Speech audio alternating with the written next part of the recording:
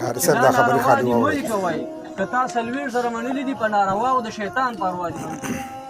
نه به دې مني چې تا پلار زه پېژنم غریب سړی دی تا زه پېژنم ته زړونی وایي ته درنګ کوې ته 200 روپۍ ته څه د ورځ ګټې 40,000 روپۍ چې ته په دې ډمتوب ورکوې دا ته جایز کوي ما ته ووایه نو ولې کوي د تا شوق ته شوق سره دوزخ ته ځي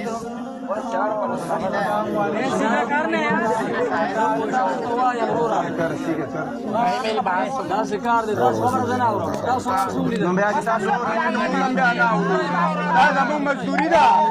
ته چې دلته موږ ته کومې مسئلې کې د جنت ټیکهداره یو تن داسې غیرتي نه و چې دې جواب ورکړی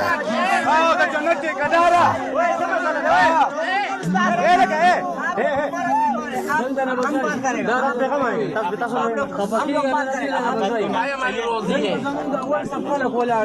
ساجد بھائی مولانا دې دا وځای رو خبره ختمه